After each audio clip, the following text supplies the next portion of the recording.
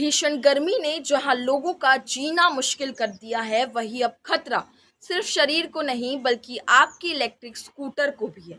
जी हां, 40 से 45 डिग्री तापमान में ई स्कूटर की बैटरी फटने का खतरा बढ़ जाता है। आखिर क्यों होता है ऐसा और कैसे बचा जा सके, देखिए इस खास रिपोर्ट में।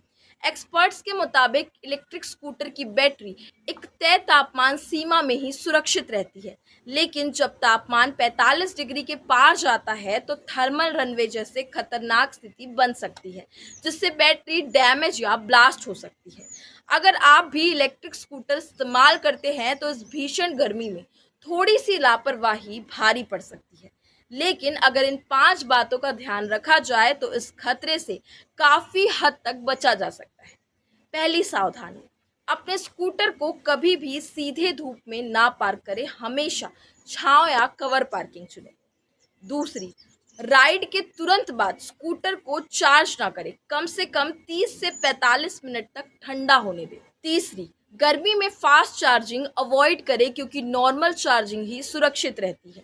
चौथी, हमेशा कंपनी का ओरिजिनल चार्जर ही इस्तेमाल करें, लोकल चार्जर खतरनाक हो सकता है। पांचवी, बैटरी के एयर वेंट्स को साफ रखें ताकि हीट आसानी से बाहर निकल सके। तो इस भीषण गर्मी में सिर्फ खुद का ही नहीं, अपने इलेक्ट्रिक स्कूटर को भी सुरक्षित रखना बहुत ज़रूरी है।